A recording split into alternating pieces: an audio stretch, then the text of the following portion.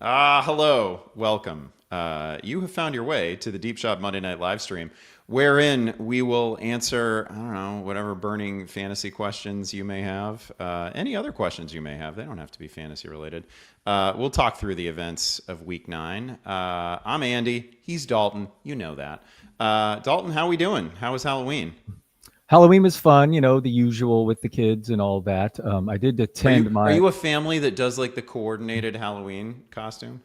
No, we're not that family. I'm kind of jealous of those families, to be honest, but no, we are not. And kind of boring. Me and the wife did not dress as anything. But I'd love to hear your past ones more. But no, just boring Halloween. No good stories here. I'm coming from my wife's grandpa's funeral today, so sorry if I'm not 100% caught up on the football news.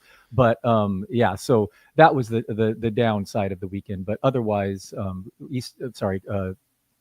Halloween was enjoyable. The one thing that Good. popped up on my Facebook was 8 years ago, a memory of me playing the Jimmy Kimmel joke on my daughter, saying we ate all her candy, Oh, and I forgot I that. let her cry for like 90 seconds, and it felt. I mean, it really was like kind of cringing, and I felt bad that I did it at the time. And all the comments are like horrible parents, and now I'm like, yes, we were. That was Oh bad. my gosh. And you never even got on Kimmel, did you? I know. I actually know cousin Sal from the League of Leagues, and I was like a day late sending Oh him that. shoot, I yeah. know. I mean, I named Bobby De Niro said not to name drop, but kind of know cousin Sal through that League of Leagues. And he actually did respond right away. And he's like, "You just missed the cutoff," or Chloe was this close to being famous for being tortured. Oh, that's amazing. I do remember you doing that, and I do remember it going on for some It period was a of little too time. long. Yeah, we carried on a little That too was long. Yeah. crazy. Poor Chloe. That was a bit, but also that was like the cauldron that forged Chloe. That's why she's the competitor she is today. Right. Yeah. No, that explains a lot. I did tell her that actually. Chloe explains a lot. I don't know if she got the joke, but how? What? Enough of me. The Bears, Andy. The game of the week, the game of the year, the wildest game of Hell the yeah. season. Caleb Williams missed kicks, onside kick recoveries. Just amazing. I mean, Monongai, the fourth most rushing yards of the season, but no touchdowns. Roma Dunze, 0 catches in a game. The Bears score 47 points. Wild stuff. This entire live stream could be about that game. That game was like a fever dream. That game was. I mean, I don't know. I know I've talked about this before. Like the Bears play so many wild ass games, right? Like I was joking about this on the platform formerly known as Twitter. Like even that game, as crazy as it was, would have maybe been like a top 3 collapse for the Bears over the last 3 seasons. Like I think it rates right along with the Washington collapse had it actually happened. But of course, the Bears get a convincing 47-42 win over, man, my God, the Bengals are fun. Joe Flacco is fun. Joe Flacco with a with a shoulder issue that didn't really present itself until he had to actually throw the ball like half the field on the final play and couldn't Mm-hmm. do it. He throws for 470. Caleb goes for 280, 3 passing touchdowns. Also ran for 53 yards. Caught not just one pass, 2 passes. Caught a touchdown. The Bears the Bears kind of whiffed on an opportunity to make. I believe Caleb would have been the 15th player in NFL history to run for a touchdown, pass for a touchdown, and catch a touchdown in the same game. Josh Allen did it last year. Remember on that weird pitch from Amari Cooper. Very rarely happens. They could have done it actually with Caleb and DJ Moore had a rushing touchdown and a passing touchdown, but no receiving touchdown. Just an absolutely wild ass game, full of some of the craziest stuff that Ben Johnson has yet drawn up. So that was fun. What else? You mentioned Monongai.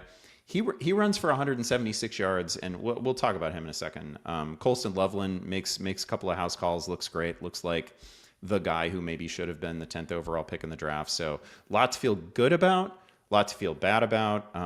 Both defenses in that game just absolutely horrendous. We knew the Bengals were horrendous. The Bears can still turn you over, but they are just completely agnostic to yards against. I wonder, like, you as a non-Bears fan, as somebody who's not maybe living and dying with Bears outcomes, I saw some people talking online about whether this is a Chuba Hubbard Rico Dowdle situation with Swift and Monongai, and I mean, I just want to remind people how good DeAndre Swift had been before he missed that game with a groin injury, and like he's actually responsible for some of their signature offensive plays in 2025. So I don't see it that way. I mean, like it was getting uncomfortable in Carolina, and Rico Dowdle was badly outperforming Chuba Hubbard, and Chuba coming back from injury and all that. No fault of his, really. I don't think it's like that for the Bears. I think the Bears just kind of have two really good running backs. First of all, I think Caleb is the first player ever to throw that many yards and catch 2 passes in a game. But he did set some sort of record there. It was something like 250 passing yards, 50 rushing yards, and like 20 receiving yards or something like that. It's a club of one, I believe. So I'm with you. There's no way Monongai is taking over Swift's role. But having said that, even when Swift was putting up those top 5 fantasy back weeks, he was quietly losing work to the rookie, like 40% rush share, and the rookie was gaining more steam. And Swift was just overcoming that with playing well, being efficient in these dream matchups, which obviously Monongai took advantage of. So I would just expect kind of a 50-50 type split. And you're right, the Bears have 2 good running backs. The rookie, he impressed. Yes, it came against a awful defense, but he's looked good and he's passed the eye test. And I think they have 2 good running backs. And let's not forget just how great these matchups have been, and their schedule does ultimately get tougher. But that said, if Swift misses this week, and Monongai has that backfield to himself, you're looking at an RB1 for this week. So it's just going to come down to Swiss health. I've got Monongai and Fishbowl. I have a really good Fishbowl team. I'm not saying I'm going to win it. I'm not saying I'm going to win it though. I have a really good Fishbowl team. I got Dowdle there too. I have Dowdle and Bowers, who put up apparently 75 points or something like that in that league. That's pretty ridiculous. Yeah, that was super well timed. Immediately after I had written something in The Athletic about how, oh man, the early round tight end drafters can't be feeling good. Brock Bowers just goes absolutely nuclear. Walk you through my emotions during that fourth quarter.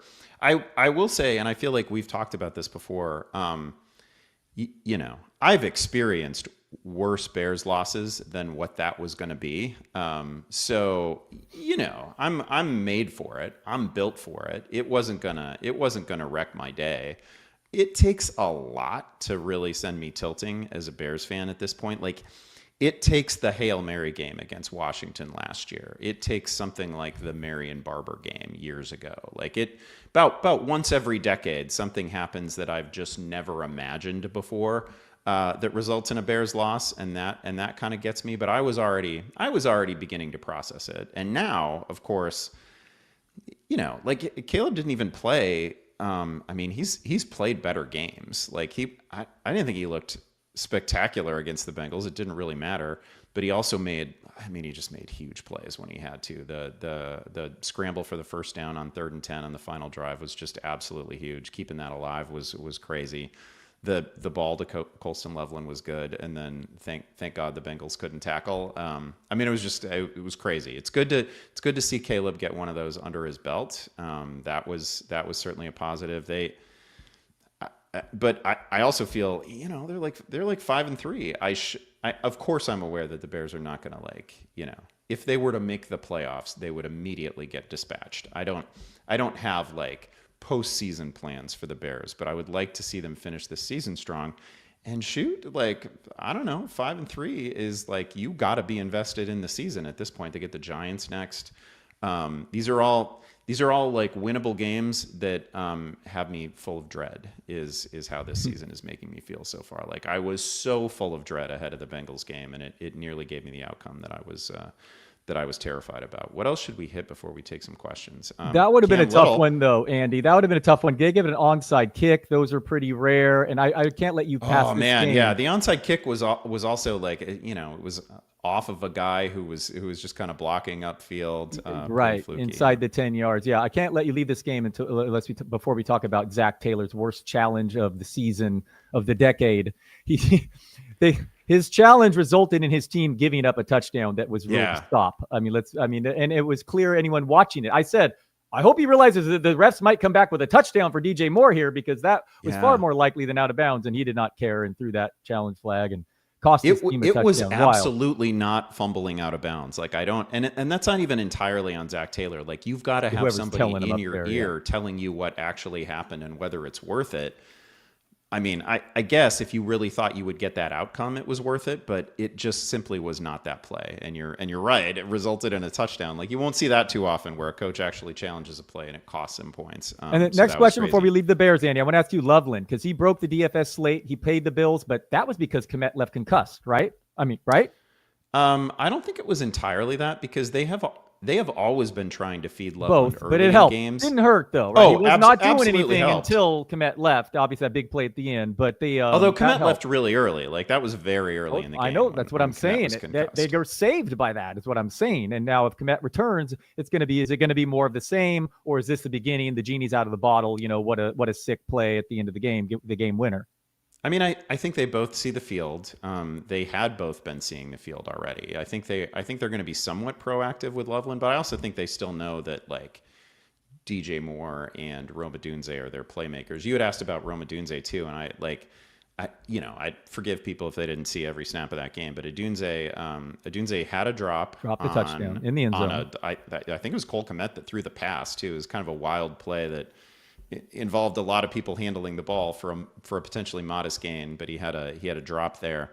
And then he had a target in his hands in the end zone. It was not a perfectly thrown ball, so I wouldn't really classify it as a drop. It was a little bit behind him, but he didn't pull it in. So he had an opportunity at a touchdown. I can't explain why they go to Olamide Zaccheaus as much as they do, but they do, and Caleb likes him, and he's kind of a short area target for him. So Odunze was close enough to a game where nobody would be questioning the result that I don't think people really need to worry about it. The problem is it's 3 out of 4 games that he's had a concerning target share. I wrote one of my biggest questions in the Athletic column 2 weeks ago was because he was coming off back-to-back really low, the first read targets, all that stuff. Yeah. Then it looked good last week. Fine. Okay, it's back to Rome. And now this dud, when his quarterback's catching 2 balls and he's not 0 when his team scoring 47 points. His expert consensus rank was the wide receiver 9, I believe. I mean, that's a pretty big fantasy bust, and it's 3 of the last 4 weeks. So I don't know. We do have to kind of downgrade him as more like a wide receiver 2, right? He's not going to be ranked as that top 12 guy, I feel like, for the foreseeable, at least the short-term future, unless it turns around.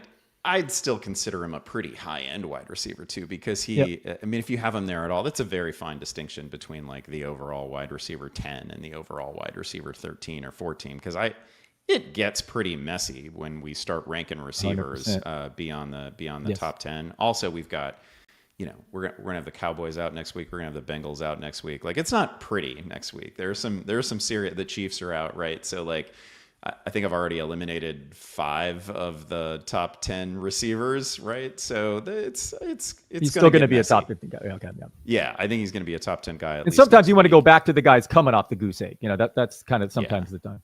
He's also, he's like a primary target for Caleb when Caleb is in scramble mode, which happens too often. So, there are going to be plenty of good Roma Dunze games ahead. I'm not... Shoot, if there's actually panic in the streets about Roma Dunze, he should be a trade target, because that's a really good player that Caleb relies on. The other thing I wanted to mention from that game, as I'm thinking about Colston Loveland, the Bengals have now given up 12 passing touchdowns to tight ends. That's crazy. I was going to use your tweet in my column, but I didn't link to it because I had to update it, because you tweeted when they had given up 11. I know. They gave up another one after your tweet. This is so outrageous. Then they went ahead and gave up another one after your tweet. Continue. Yeah, they're on pace to give up like over 20 touchdowns to tight ends. Sometimes that stuff is just noise, but it's not always noise. Sometimes it represents, what your base defense is and how you are choosing to cover a particular type of player or players from the slot. This is also, it's just a reflection of an absolutely horrendous defense, which we're going to be dealing with all year. So it's probably going to continue.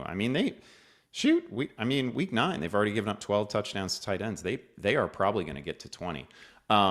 Another game. The Bengals play the Cowboys this year, because what would be the over/under of 90? Oh my gosh, I don't even know. I'm gonna look that up real quick, because if they do, the over/under is probably in the 60s, right? I compared the Cowboys to Coors Field, but it's turning into the Bengals maybe even better. They're with Flacco throwing it every down, and their defense even worse than the Cowboys. It is just Yahtzee.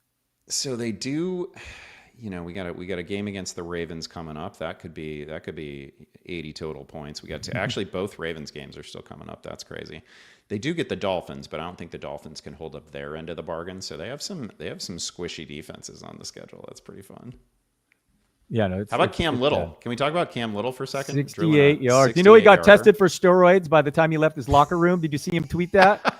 The league tested him. He tweeted out, not joking, LMAO, he said. He already was tested after kicking 68 yards. Yeah, man, that was a crazy game that came down to a 2-point conversion at the end. And Julian Edelman was talking trash. He said, not surprising to see Pete Carroll throw the football at the goal line. He said afterward. Oh, my gosh, I heard that. I did catch that. Yeah, I think that's the 7th field goal this season of 60-plus yards. And, of course, Little also hit a 70-yarder in the preseason.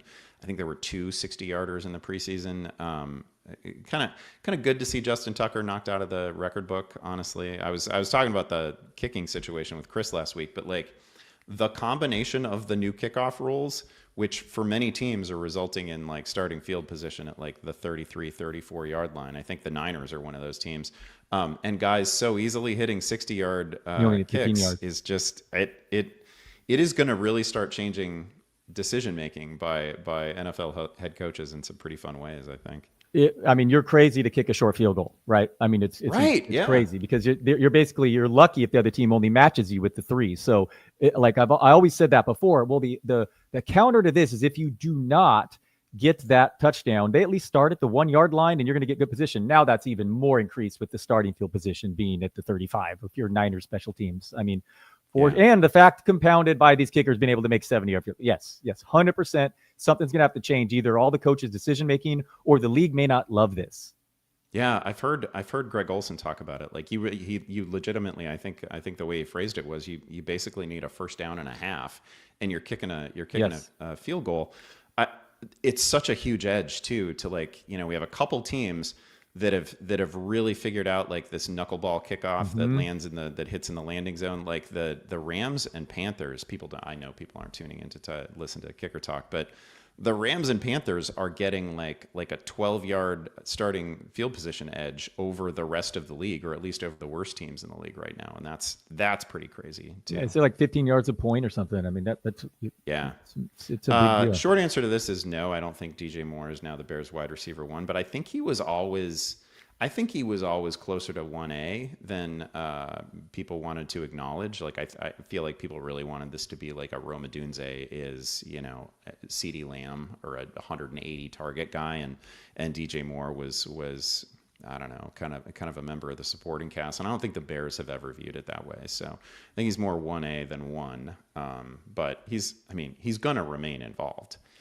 Let's see. I should hit injuries because the injuries were terrible. This felt like a horrible week, fantasy-wise, for injuries. Jaden Daniels dislocates his non-throwing elbows, really ugly. Very good chance he's done for the year. I don't know if that's official yet, but hard to imagine with the trajectory of this season that we're going to see him again this season. Tucker Kraft tears his ACL. That's awful. Matthew Golden, same game, shoulder injury. Sounds like it's a day-to-day situation, I believe is what was said, not a week-to-week situation. Joe Alt, he's undergoing season-ending ankle surgery. That's brutal news for the Chargers. Really, it kind of changes the outlook for Justin Herbert there, I think. Brian Thomas Jr. injures his ankle, end of a big play, possible high ankle sprain there. That might take some time. Puka Nacua hurt his ribs.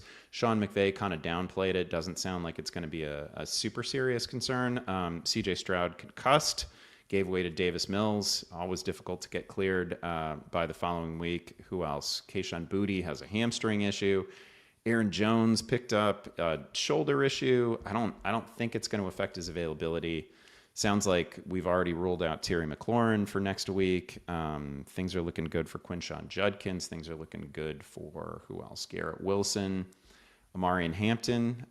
Sounds like he's going to be down through the Chargers Week 12 bye. So that means one of two things. It means a little bit of extended run for Kamani Vidal. It also means maybe that the Chargers are in the trade market for a running back.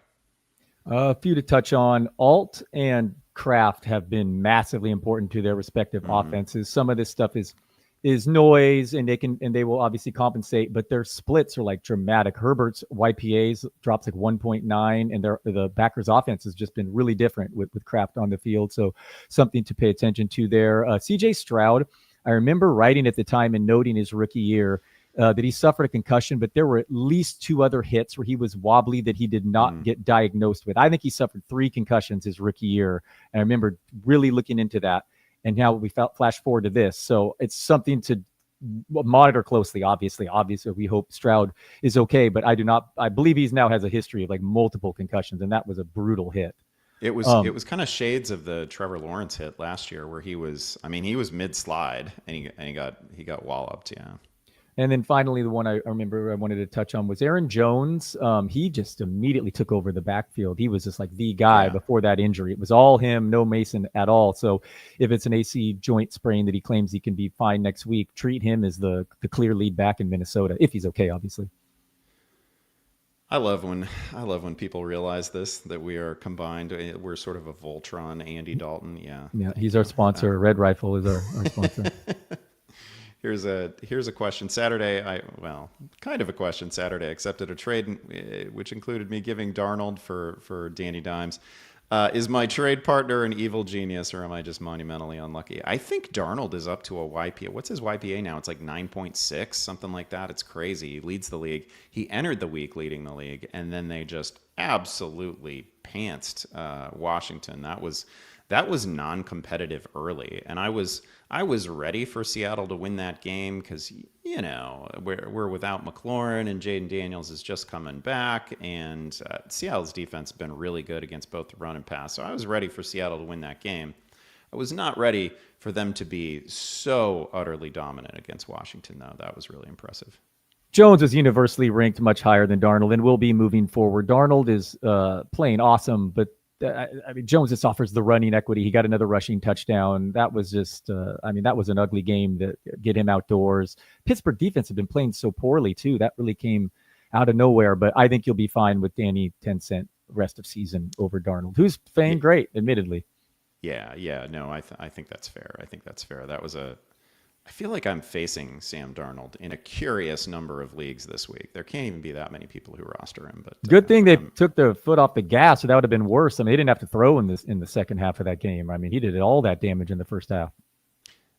That was also a good reminder when people fret about a quarterback because they're worried that oh gosh, what if they get up big and then they don't have to do anything? Well, how the hell do you think they get up big, right? It happens with halves like that. So Sam Darnold with just an absolutely monster fantasy performance. Yeah, like Stafford. Like when I'm doing my rankings, I had Stafford like one below consensus last week, thinking that the thought you did. I'm like, why are they going to have to be pushed with Shuck? I mean, they're just really not going to have to throw the ball. Well, if you throw 4 TDs in the first half, basically, he did. He had one called back, and then whatever he's up to.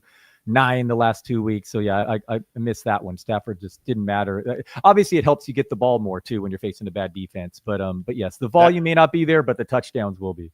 That was just a sick game from Stafford. He was so good in that game, and his arm is still so live. Like that's an easy, I don't know, top 5, top 6 NFL arm right now at this stage of his career.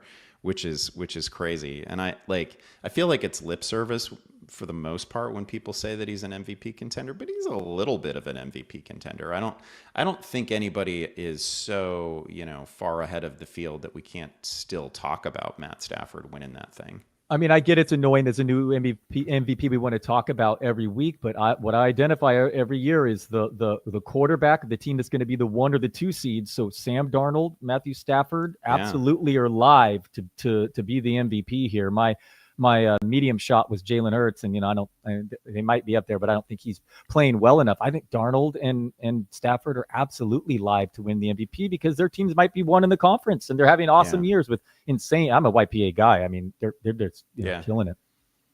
Yeah, Stafford's been. And Drake May, Drake May's in the conversation the other side, but I don't think he's going to have the possibility that Darnold or Stafford are the 1 or 2 seed that really will get MVP votes. No, it's a great call. It's an absolutely great call. Do we know the odds on Stafford right now? I might have to take that. I know. I have not looked at the updated odds. I should. No, this trade is huge. Feel free to ignore. I would never ignore a trade proposal. In Dynasty, would you trade Mason, Montgomery, Kittle, and Garrett Wilson for Brees, Etienne, Moore, and Sutton? Trying to see how much I'm giving up on either side here. Like you've got some older guys who are probably nearing the end on the side that you are giving up. I might do this. Yeah, this is probably enough for me. I don't know what your tight end situation is behind Kittle. That if that's a massive downgrade, I might not do it. But this is fair. I like Brees Hall. I loved the touch total from ETN this past week. This is doable. What do you think? How about Sutton though? Like Sutton actually trailing Troy Franklin in terms of targets so far this year. They're on pretty even footing. I'm good with this trade. Giving up Garrett Wilson's tough, but Brees, and I think you get a little younger, as you said. Yeah, one of my biggest questions entering last week was who's the number one receiver in Denver, and I got quite a bit of. It was the most pushback of all my 10 questions in the Athletic commenters by far. And I'm like, listen, I know Sutton's still probably the guy, but he has been out targeted in 5 of 8 games. Yeah. And here's the crazy thing: entering last week, Franklin has twice as many red zone targets. I mean, that's what we care about in fantasy. And then last week, Sutton, that was his only catch of the game, the touchdown. And now here we are in the season, and Franklin actually has more targets. So I think there are a 1A and a 1B there in Denver. That doesn't mean they both can't be productive, but we know that Nix, isn't exactly lighting it up. So Sutton, maybe not. Sutton has lost value is what I'm trying to say, but this trade, I still like that side better. This is such a weird Bo Nix season. This whole thing where he kind of plays his way into a mess from which he extracts himself in the fourth quarter. It's fun in a way if you're not.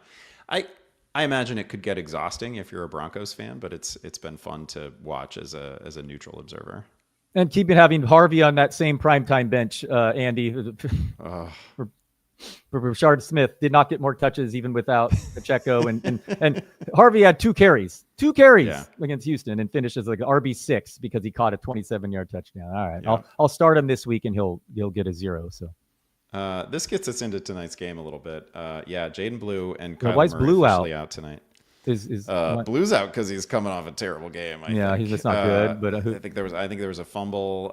Couldn't pass protect. So yeah. No, I'm not saying I would expect him to have a heavy workload. But who are they play? Lupke? Who is that guy? Who is it? This is a who would be the direct replacement for this is a pretty bad sign for Jaden Blue. Like if you're holding on to Jaden Blue, imagining that there's going to be some sort of takeover, that ship sailed a long time ago because Javonte has looked so damn good, but he's clearly not the easy obvious replacement. I think it's messy, and he's coming off a pretty bad game. I think it's Malik Davis. Yeah, Malik Davis. I'm seeing Hunter Lupke is their fullback. Yeah, Malik Davis, I guess. Yeah, not a great sign for Blue. That's not great for Dynasty. Yeah, and Murray, all this noise about he might be available, but he's not going to start it was always going to end this way. I mean, either Kyler Murray's available or he's not. So I don't know. That offense has been fine with Jacoby Brissett. It's a little bit less weird with Brissett than with Kyler Murray, but I don't know. It's not any more fun. Man, I really need Marvin Harrison Jr. to do next to nothing tonight, and I don't think that's going to happen. That was weird. I was starting to write up my Harrison right up for a start sit, and I was thinking about Murray, and I looked into it Thursday night, and I'm like, I don't see any reports of this, or not a ton on my Twitter timeline, but he's not playing. Like I looked into it more, and it's like the availability they gave. I'm like, I'm not writing about Murray, and then I'm like, I'm going to sneakily rank Brissett really high this week, but then the news came out before everyone locked in, and at least good for fantasy being at a Monday night game. Yeah. But wild that really must have happened on the play that hit him in the face, the unexpected snap. That's when he went to the locker room right after. That is when he went to the tent. Believe me, I was hyper vigilant watching that game that knocked me out of circuit. Yeah. So it's crazy that suffered some foot injury that's keeping him out multiple weeks. That he returned to finish that game. But for the pass catchers, great news for McBride, and I think good news for Harrison, just because Brissett will provide more catchable air yards. I could use a big McBride game. I wouldn't turn that down. Dalton, this is for you. I'll get out of the way. If the Niners somehow make the postseason, do they have any chance of winning a game? Somehow, how dare you? No, in all reality, they're losing so many guys. Even Michael Williams, who wasn't destroying the league, but their top 15 pick last week, the MetLife got him, as I worried last week with you. He tore Yeah. his ACL. They're just losing everyone. I do think they'll make some trades. The answer is yes if they squeak into the playoffs, because we just saw Shanahan beat the Rams in LA depleted. I mean, it's Shanahan. He's a great coach. And there's some, I mean, the Eagles, I would say, is definitely going to be tough, but we can beat that soft Green Bay team or anyone in the division or Tampa. So, yes, I see them winning a playoff game. But I think it's a long shot beating this Eagles squad who just keeps acquiring players. Yeah, yeah. Your team again. I'm not forecasting the Bears into the playoffs. I have not put them there. I fully understand that they could finish this season with like 5 or 6 wins, and they already have 5 wins.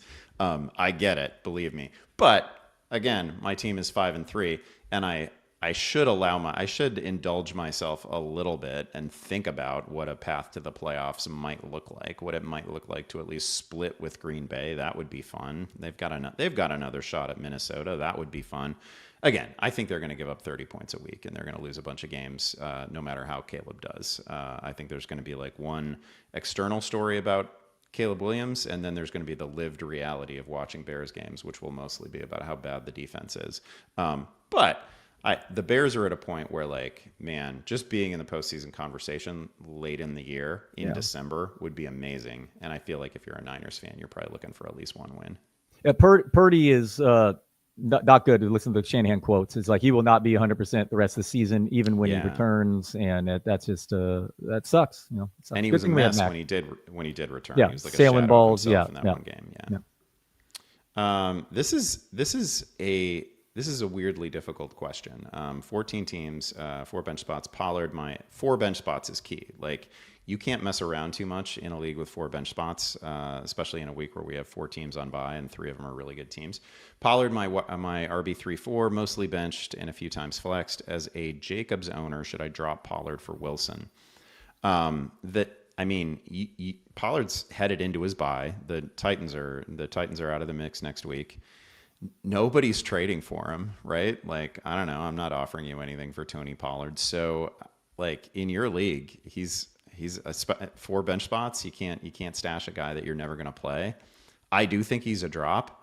I don't think that Wilson would be utilized in the manner that Josh Jacobs is. So I don't think he's like one of those mandatory guys that you have to handcuff. There might be somebody else out there that I would be more interested in, but to answer the general question as to whether Tony Pollard is a drop, I think, headed into his bye, there's just simply no Titans player that I would hold on to in their bye.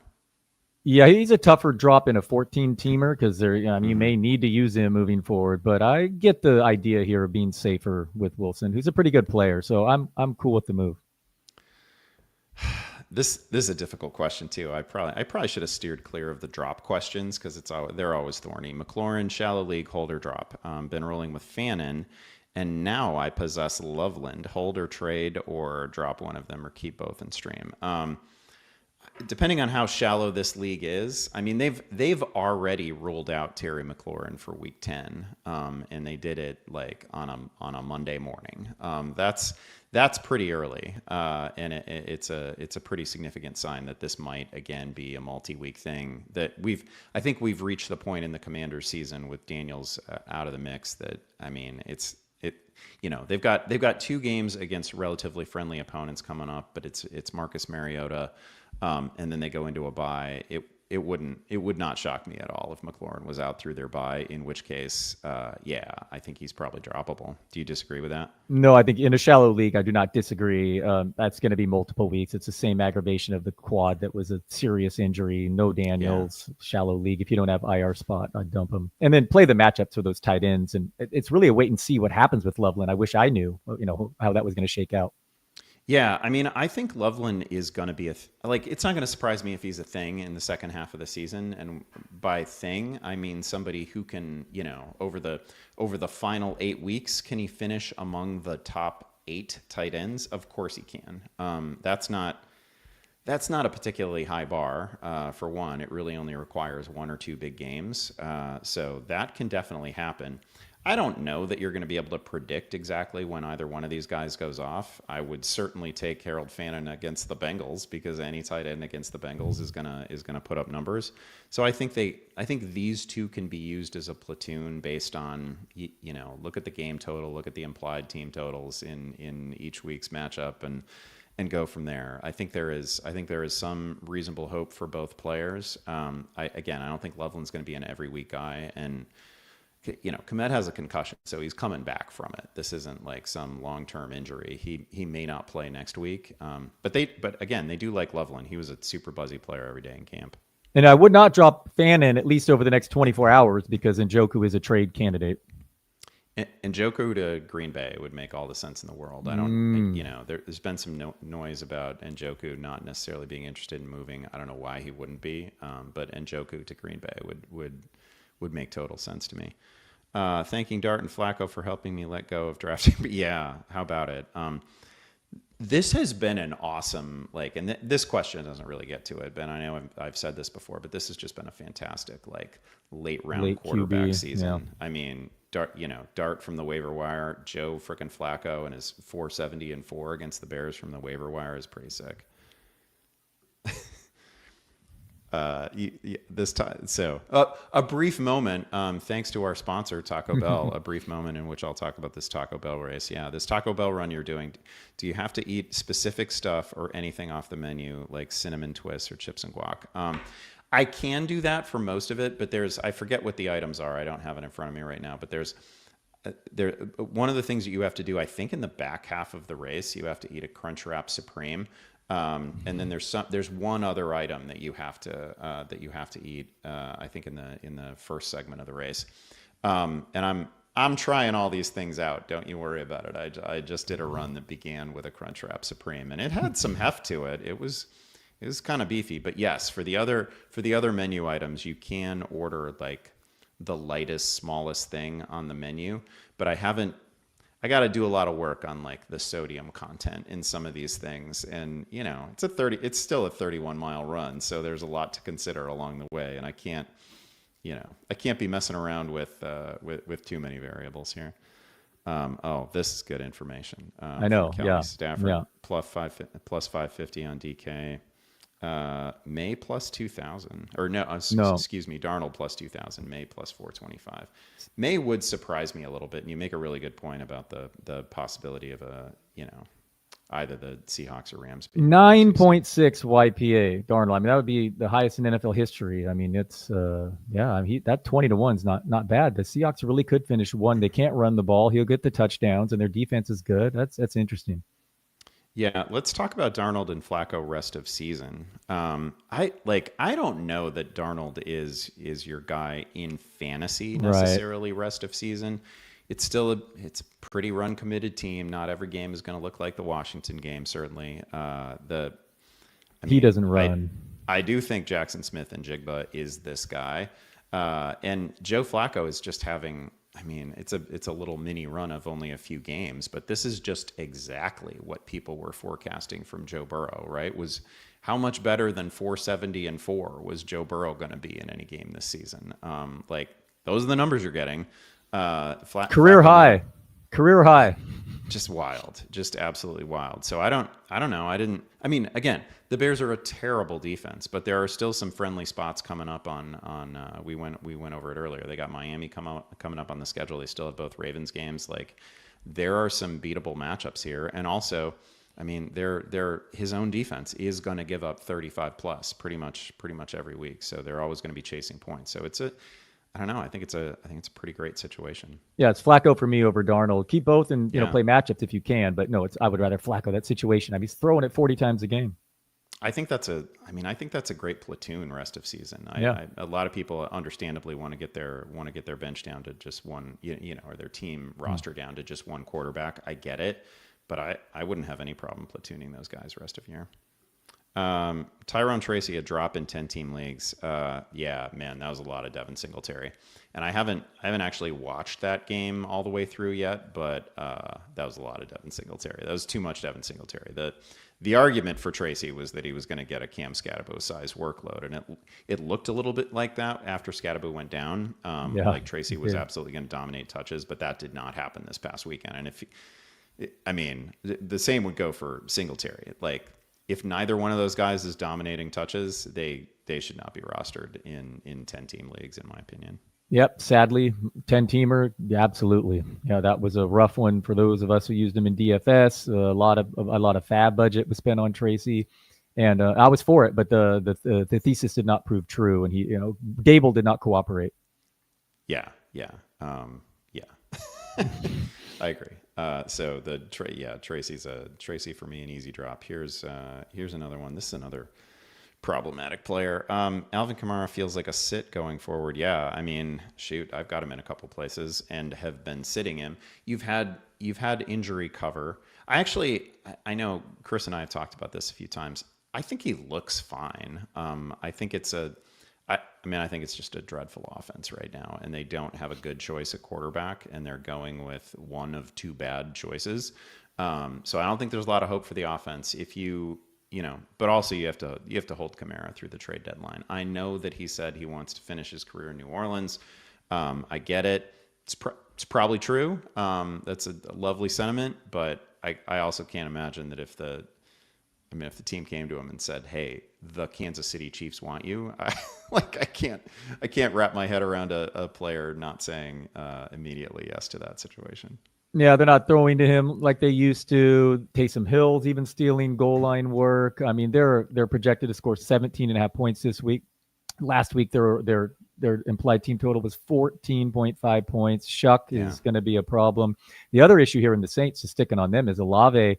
Shaheed dominated the targets ever since Shuck, the last 5.5 quarters, for whatever that means. Shaheed, of course, could get traded tomorrow, and that would be moot as well. But a lot going on in New Orleans there, but not for fantasy terms. I mean, it's rough. The offense is just bad. So yeah, Kamara's a sit. Yeah, pretty much of all the teams out there. I mean, the Saints are really the one that I'm looking at as a team that could just get rated at the trade. Whatever, it's the NFL trade deadline. There's also a good chance that nothing of interest happens and all these guys remain Saints.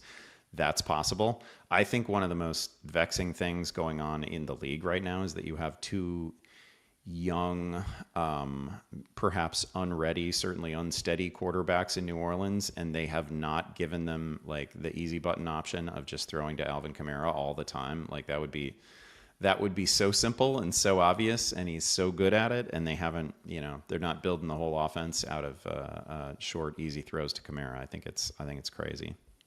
And that was a concern of Kellen Moore, that like his offenses didn't utilize the backs the same, and that was a concern into the year, and it just totally proved true. Yes, I'm curious here. I would like to change it, and I would officially say Swift 60-40 would be my official stance. That's kind of where I come down on this. I mean, you can't be such a victim of like recency bias that you forget that DeAndre Swift, won the Washington game and like has made some of the signature plays of this team's season. Like he's been great. He's not, I think he's averaging, I was looking at his numbers earlier. I think he's averaging like 5.6 yards per touch on the season. Like Swift has been good. He's not a problem. This is not a situation where Monangai is just grossly outplaying him and needs to see the field all of the time. So I would guess it's something like 60-40. But what goal line? Goal line. Who was getting that? Weeks, unfortunately, I think that's going to be shared too. Like Swift has been fine there. I think Monangai's really good there, and Monangai is like a, he's fun because he's like patient with oftentimes runners who kind of whatever, you can get away with a lot of stuff against Cincinnati too. I want to throw that caveat out there, but there are runners who can hesitate a little bit behind the line of scrimmage and it just gets them dumped and no good comes from it. But man, Monangai's really like sort of patient with a purpose, and when he decides to go, like he really goes. And he for a guy who does not have good timed speed at all, he's made some people miss, and that's been really impressive. Again, we're talking about the Bengals here. It's like making a Big 12 defense miss or something like that. It's not that impressive, but he's been good at the goal line too. So it wouldn't shock me if it's a rotation at the goal line and it's like 60-40 in favor of Swift. And of course, like if the Swift injury is something that, he's going to try to rush back from, maybe they're managing it all year and it really is 50-50. That's a possibility too. Question about Chuba. I don't want to say that Chuba got bad, but I mean, they brought him back from a calf injury and he had missed a couple games, and he was credit to Dave Canellis for I think handling this pretty well and giving some deference to a veteran who earned a good contract and was great last year. But he came back from injury and he just wasn't making anybody miss in whatever. It was 1 game, 2 games, but didn't really have the juice. And Rico Dowdle's on a heater right now, and he got going against a couple of friendly run defenses, and now he gave it to a pretty solid defense, or at least a defense with some respectable names up front. And it's that competition is obviously over. So I don't think Hubbard got bad. I think he was a little rusty coming back from injury, and it very much showed, and he was getting badly outplayed.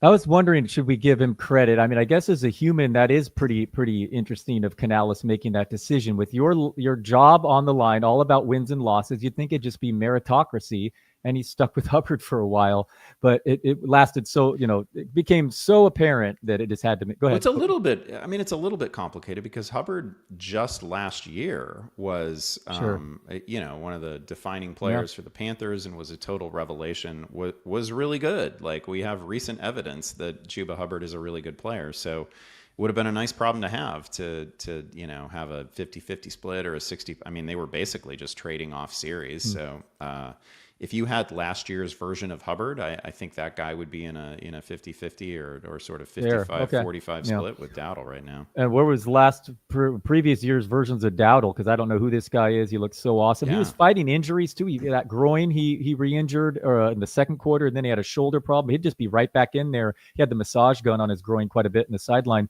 But that was a Green Bay defense entered, allowing like the 3rd fewest fantasy points to running backs, and just a beast, man. I said he's an RB1 for me rest of season, top 12 guy. He looks so good. That offensive line is good. I know they have a million injuries right now, but the offensive line is strong.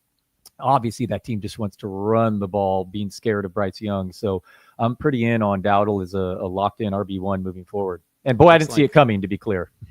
Looks like Rico's going to carry me to that fishbowl title. I'm sure nobody else has him. Nice. Any chance for Aaron Jones to turn his season around? Is he a drop in 10-team leagues? No. Dalton was talking about it earlier. Like, he kind of stepped up as the pretty clear RB1 in that game. I know he got dinged, but it doesn't sound like that injury is going to be serious. It sounds like he's probably going to play in week 10. He's certainly not a drop. That team's wild. JJ McCarthy is wild. We can talk about him a little bit too, but we agree he's not a drop, right? No way. Jordan Mason's kind of fallen out of favor. He may steal the goal line touch here, but if there's healthy, Jones was the clear lead back. They got some Darrisaw, some of those linemen back. I heard Jones looked good before the injury too. Of course, he's always at risk of these in-game injuries at his age, but absolutely, even in 10-team, I would not drop Aaron Jones, and I think he could be quite sneakily helpful if he gets healthy.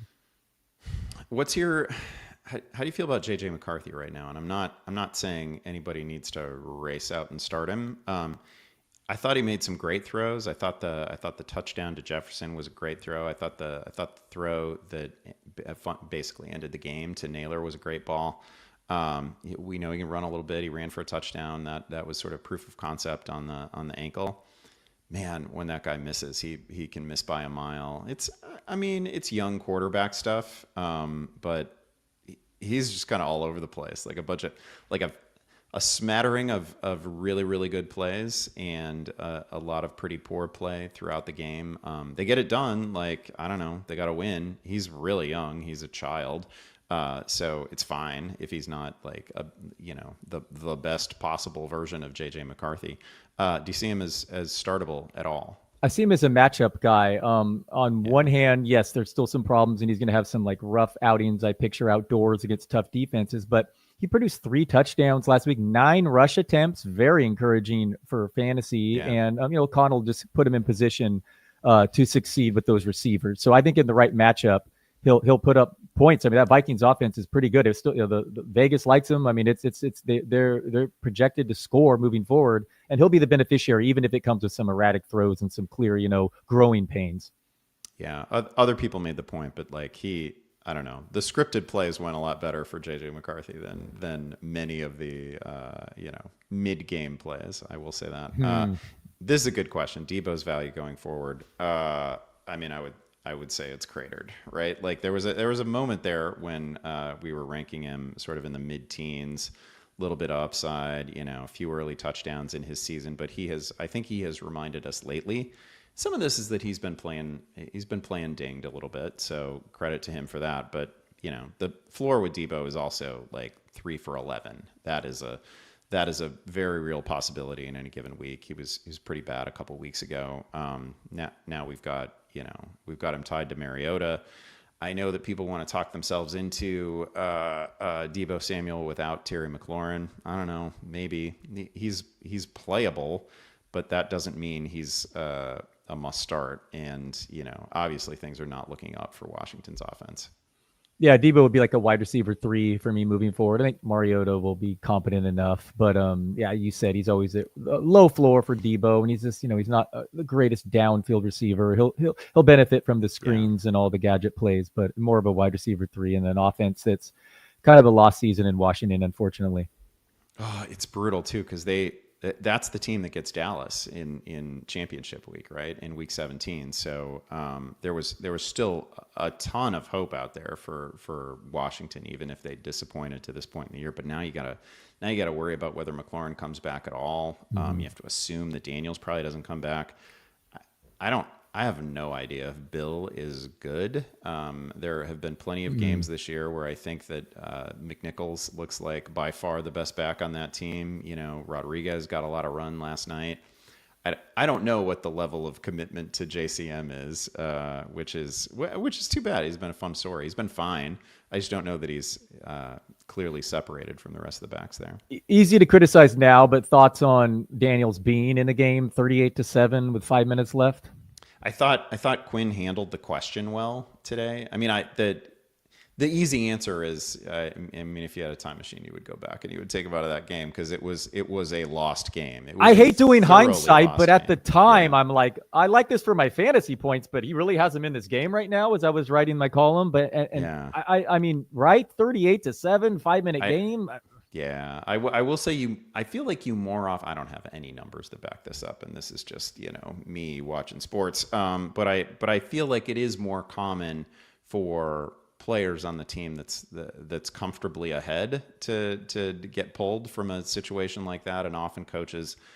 I mean, coaches do this in the NBA. They do this in I mean, shoot, this is an old Tom Thibodeau thing, and they certainly do it in the NFL. Like you want your starters to just get one drive that works before you pull them, right? And sometimes that is how you often end up with starters on the field with like 6 minutes to go, 5 minutes to go, 4 minutes to go in a very lost game, because you just want them to have the experience of success at some point. And I feel like that's probably what was going on there.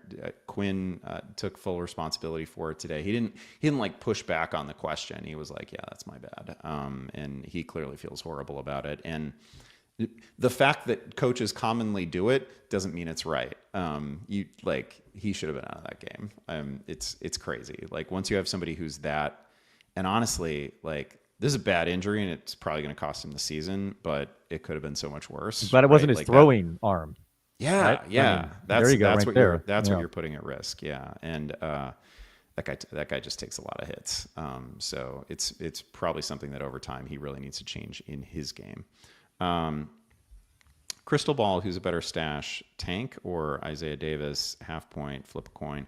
Well, I mean, I feel like the only case for Tank really is a Saquon injury. I don't see another argument for him. So like Saquon's not going to get dealt, and Tank Bigsby isn't going to cut into Saquon's carries in any sort of meaningful way. I wouldn't think. He looked great. I think he's a good runner. I think he's a good player, and he'd be running behind a pretty good offensive line. But as long as we feel like Saquon is over whatever little groin issue he picked up a week ago, I think he's much more handcuffed than anything else. That Isaiah Davis is a potential, they could trade Breece Hall and then we're just down to Isaiah Davis. And then even if I mean, I think Tank Bigsby is a better player than Isaiah Davis, but I'd take Isaiah Davis if he's going to get 20 touches a game. That's, you need an injury to a very good player for Tank Bigsby to get a huge workload, and you may not need that with Davis. You may just simply need a trade. Yeah, wait a day, and if he's not traded, and you don't need to use Davis, because I agree he's more like usable if you're really in a deep league or something. But if you're just a pure stat, or you said pure stash, give me Bigsby because there's more upside if Barkley goes down in the Eagles' offense. But you had a great point, Andy. Wait a day, make sure Brees isn't traded first. Yeah. Do you think Trey Benson is a waiver wire pickup? Before Brian Robinson, both were on waivers in my league. I mean, when Trey Benson is back, I think Trey Benson is a full workload featured running back. So, yeah, I'd rather have Trey Benson. That Robinson again. This is another one of those contingent value situations. I believe the Niners get the Bears in Week 17 too, which. So the dream scenario obviously is that you end up with the Niners featured back against the Bears defense, which would be a pretty good situation. So I get the argument for adding both of them, but I would have Benson ahead of Robinson. That's a Sunday night game, actually. Wow, home game. I might have to go to that one. Week 17. Oh, that's pretty good. Oh man, if you don't go to it, you should. I mean, we probably got to have a watch party in the Discord for that. Yeah, that for sure. That would be a good one. Yeah, I'm with you on this. Benson, it's taken a CMC injury. Of course, the CMC does go down. You'd love to have Brian Robinson right now. But yeah, Benson should be plenty of – he'll be the guy when he returns. Also, if I actually had CMC on the roster, I would just make sure 100% that I got Brian Robinson. I wouldn't mess around with it. I wouldn't tempt fate. If you have him, for sure, yes. If you have CMC, yes, that would change it. A little bit of a fantasy philosophy question here. Do you believe in holding handcuffs of your RB2? I have Dobbins and Harvey. Harvey's a little bit more. I don't want to purely call him a handcuff. He's a little bit more than a handcuff. Also, I bet you'd be a little bit disappointed in his usage if anything happened to Dobbins. There would be more, but I don't know that they would immediately make RJ Harvey a 20 touch guy. Etienne and Tootin, all four sat on the bench last week due to matchup. Wow. Man, great team. If you don't even have to play Dobbins or Etienne, that's crazy. Etienne was really good.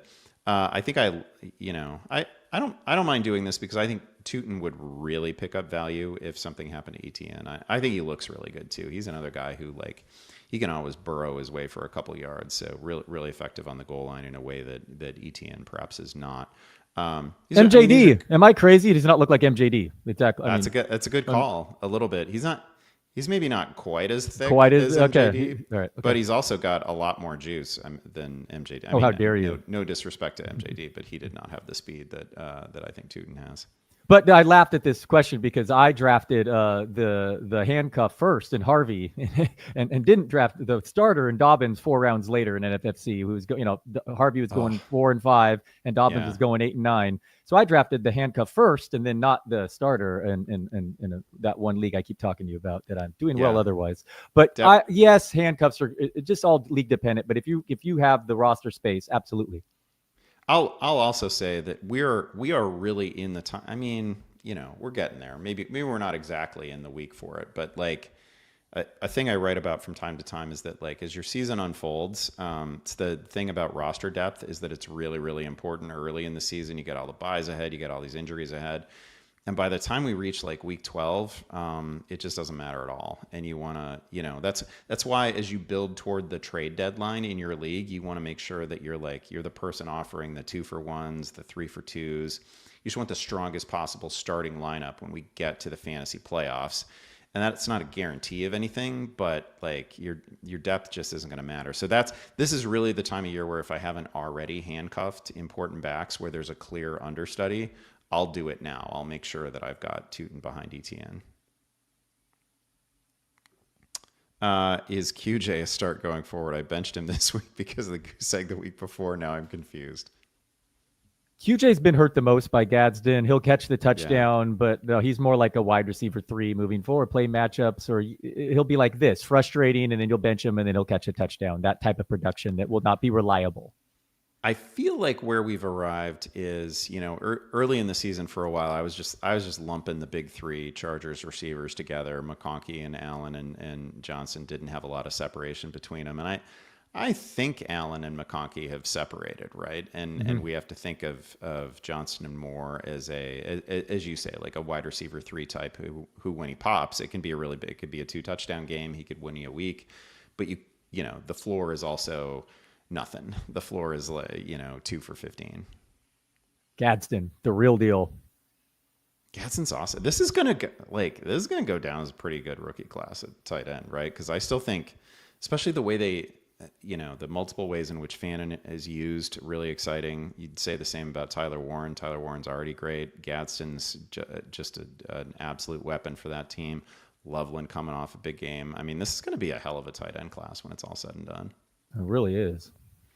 That's a good positive note for us to go out on. I hope everyone, except for the people who need something from Marvin Harrison Jr., I hope you get what you want. You Harrison people, I hope you are robbed tonight. That's what I need, and I'm going to be a little bit selfish about this. Dalton, thank you for joining us. Thank you to everyone who dropped into this thing. It is really appreciated. Congrats again on that Bears win, Andy.